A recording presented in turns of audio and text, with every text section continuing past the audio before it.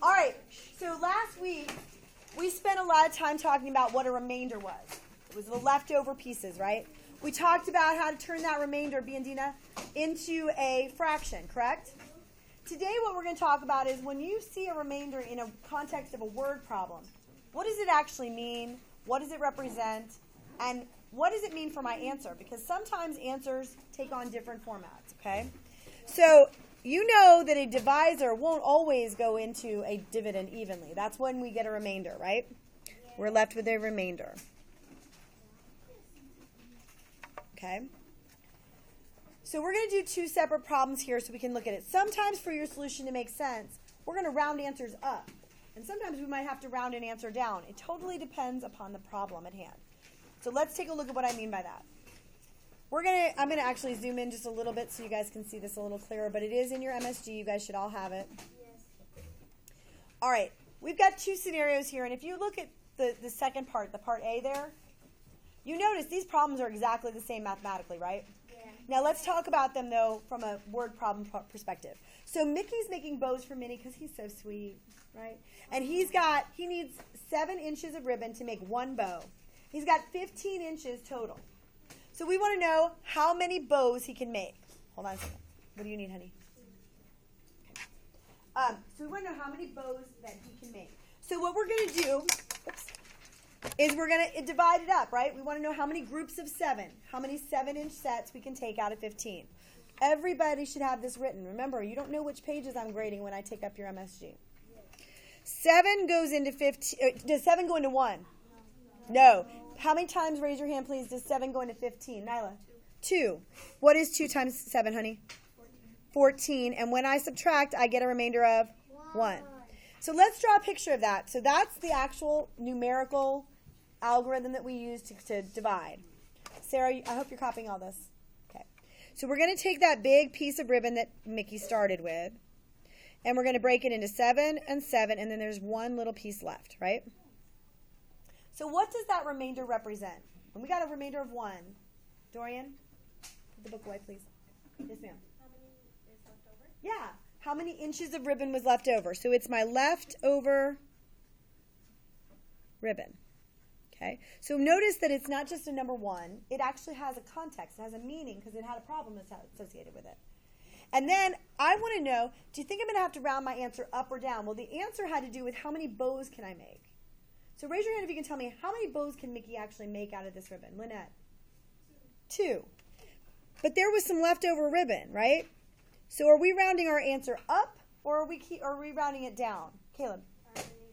We're rounding it down because, somebody tell me why. Why are we rounding it down? What do you think, Gabby? That is a great point, because typically when we round, we look at those bumping numbers, right? The ones that bump them up or the ones that keep them the same. But in this case, that's not what we're talking about. But you're right. That is the rules for rounding typically. Caleb? That is lower than 7. Yeah, because my remainder is less than the 7 inches I would need to make another bow. He's not going to be able to make a bow with that 1 inch, right? What's he probably going to do with that leftover? What do you think he's going to do with that leftover inch? What? Wrap it around his mouth. What do you think he's going to do with it? What do you think, Lynette? Maybe use it still. He could. It's a little inch of ribbon. What do you think he's going to probably do with it, Jamari? Oh, he could wrap it around his finger. What else do you think? Throw it away. Yeah, he's probably going to throw it away, right? A little inch of ribbon isn't going to be all that useful. So in this particular instance, we're going to round down because he can only make 2 bows. Even if he had a little bit more ribbon, till he gets to a whole nother 7 inches, he can't make any more bows. Does everybody understand that? Now let's take a look at what that looks like with the other side. So Goofy, on the other hand, okay? What's the question in that problem? How many bows can he make? Is that question asking about leftovers or remainders? So we're looking for the 2 whole numbers, okay? Or the 2 bows, which will be 7 in. One will be 7, the other will be 7, and the 1 inch, like we said, has no value. Can't do anything with it. So be careful when you're reading a word problem. Decipher the correct information that you want, and then look at your question. And Nevaeh, and Lynette, I want you guys to come get a Jolly Rancher because you know what they just did? While you were talking, Mr. Shaw, I added a little bit of information and I watched them copy it exactly as I did it. And I know more of you did. I'll catch you all, I promise. But you guys come, you were just the first ones I saw. I'll get you, I promise. Everybody should be copying down everything, and I liked the fact that you saw that I added information, and even though I didn't say it out loud, it showed up on your paper. That's awesome. All right, so what Mr. Shaw was saying, let's just make that clear. In this particular case, it was asking about the whole bows, not parts of it, not the leftovers. How many entire bows can I make? Now let's take a look at the second problem over here. Goofy is riding a ride. He's in line to ride a ride, probably at Disney World, because why would he be at Six Flags, right, when you got Disney World at your disposal? And if you didn't know this about me, when I was in high school, my job was, anybody ever been to Kings Dominion in Virginia? Have you? That's where I worked. I put kids on rides all day. But he's going on a ride, and each time the ride runs, we call those trains, each train that goes down takes 7 people, okay? And it says here, how many times will the ride actually have to go so that everyone in line can have the same amount of fun, okay? So the division, does the division look any different? No. Same numbers, right? We're still dividing 15 up by the 7 in each ride. And we're still going to get 2 minus 14, 1 left over. This time, though, somebody tell me, what does that 1 represent? Somebody haven't talked to you yet. Caleb. I was looking. Hayden, Caleb, Kobe, it's just messing with my case. You had your hand up, no? Okay. Hold on, I talked to you. Who haven't? Dorian. The 1 represents the 1 kid that didn't go on the ride. Okay, so the 1 leftover kid that didn't fit in the full trains, right? Yes. So that remainder represents the leftover kid or person. I'm just going to put person because I don't know that it's kids. Leftover kid. Okay? Now, the question of this is, we want to know how many times that ride's going to run so that all the kids can enjoy it. Joey, how many times? 3. But the answer we got was only 2 with some remainders. Why are you saying 3? And I agree with you, but why? Because Steve was first trip, and then we said that there was another trip, and he went through all of it, and then trip the last. Absolutely. We don't want that. We don't want poor Caden over here. Okay, he's the last one in line. We don't want to cut him out. Everybody else had fun, and poor little Caden's all by himself. So what we want is, right, we want everybody to get a chance to ride that ride. We're going to have to run 1 extra train, even if it's just for that 1 person, so that poor Caden isn't left out, right? Yes. And hopefully maybe somebody held back from the other one, like maybe Kobe's looking out for his brother and he rode with him, so he's not a loner. But my point is that we want to make sure that everybody rides. So even though the math was exactly the same here, our answers are different because it depends on the context. Now the question is, if we draw a picture, let's say we draw, here's car number 1 that goes, train number 1, train number 2. Train number 3 is the exact same size, right? But it only happens to have poor little Caden on it all by himself. Okay, he gets to ride up front at least. Or in the back, whichever one floats his boat. But notice that the train sizes here are all the same, right? We're not cutting a train up. We're not sending him on a roller coaster with just the front part of a train, right? We've got to have the whole thing. Whereas here, the pieces were all ended up being different sizes. That leftover was different. These are all the same size cars. They just happen to have different numbers of people in them. And will I have to round my answer? What did we decide? Round it up or down? What did we do? We rounded it up so that what? So that the other kid can join. You got it. So that poor Caden can join too. So that all kids, including Caden, can ride. Okay? So that's kind of what we're looking at. Now, some answers in a division word problem are going to need to be exact. You need a fractional answer or a decimal answer. Some of them are going to need you to round up or round down depending on the case. You have to be able to read. And I know that for some of you, reading is not your first choice. But we've got to be able to read. Biandina. Yes. Ibrahim. Awesome. As long as you can see it and you understand that you're good. Do you have a question or are you just scratching? Okay. All right. So let's take a look at the second side of this page, okay? I want you guys to look. We've got interpreting remainders here. So we round up when what happens? Think about the 2 conditions. When did we round up, Lynette? When the remainder must be included. She can read. It's awesome. She knew exactly where to find it. We round up when the remainder has to be included. So when poor little Caden needs a ride, we got to make sure he gets one, right? We're not throwing him in the trash can. When do you round down? I mean, Kobe might, but that's his problem. Alicia. When the solution must include whole pieces.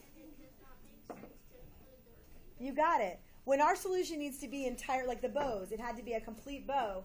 The extra is going to probably be tossed away or used for some other purpose. It won't serve our purpose. That's when we round down. Okay? So everybody said, by the way, I think in the 3 years I've taught, this is the first time that I've asked for an answer that was right in front of you on the MSG, and somebody actually pulled it out instead of going, I don't know. So that was awesome. All right. So knowing that, I want you guys to take just a few seconds. If this was a type of problem that you might see, in which conditions do you think that your answer would need to be rounded up? And in which conditions do you think they need to be rounded down? Take just a second to do that. And I apologize in advance that the video is going to have a gap. I haven't figured out how to pause yet. We should be circling up or down.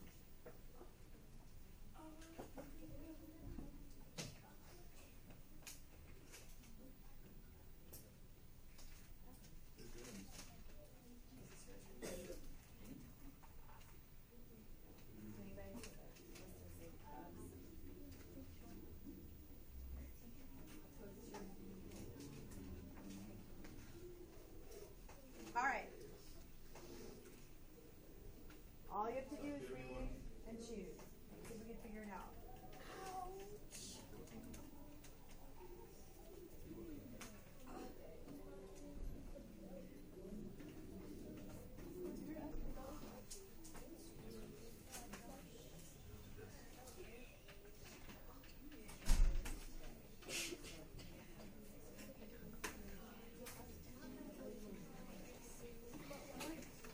Okay, let's talk about these because I'm seeing a lot of mistakes. So I'm going to read it to you out loud, and I want you to, before we give any answers, I want you to evaluate your answer to see if you agree, okay? So the first one says, if we're trying to determine how many buses we need to transport students, say on a field trip or something, would we have to round the number of buses up or down? Okay? Let me see, haven't I talked to you yet today? Me? Hi, I haven't talked to you. What do you think?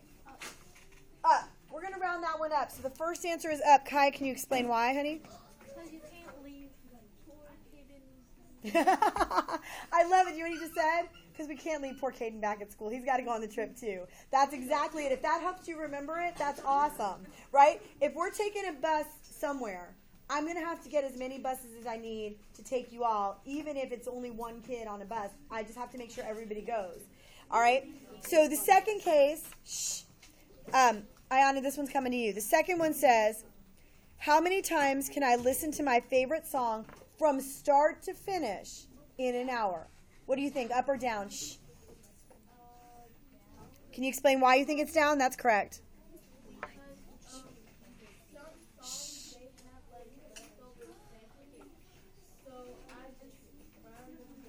You got it. What's the key word here? What did we have to talk about here? Yeah. We had to know how many times we could actually listen. Shh, guys. We're getting a little too noisy.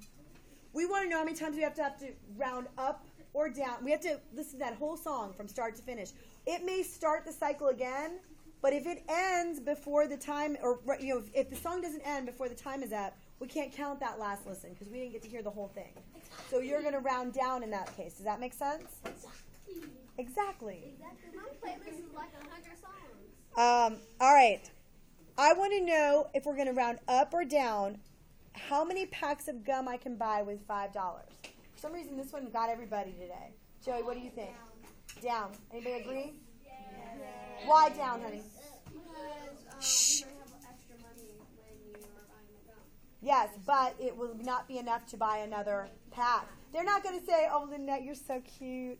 I know you only have half the money I need for a pack of gum, but you just take it anyway, sweetie, right? They might. Doubtful. Yeah, put on those cute little dimples and maybe that'll do it. But listen, shh.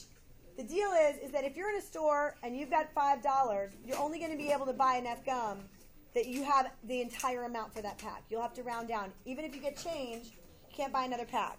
And the last one says how many shelves would be needed to hold all my textbooks. Shh, we're losing you guys a little bit. Tiziana. Okay, explain. Because there's stuff for the kids. I mean, workbooks for the kids.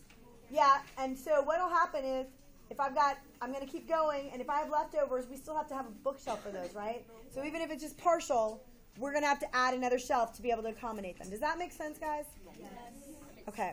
So here's what we're going to do today because we've got some time. I'm going to actually skip the next problems. We're going to go on to the back page, which is page 18. I'm going to say this out loud so that anybody watching the video at home can remember what the homework is. Listen. Shh. Your job today in class, you have to complete 7 and 4, and Mr. Shaw and I have to sign off on them. And then you have to complete any 4 other problems for homework. So if you're good and you do your work, you should not have any homework tonight because we have plenty of time to get it done. What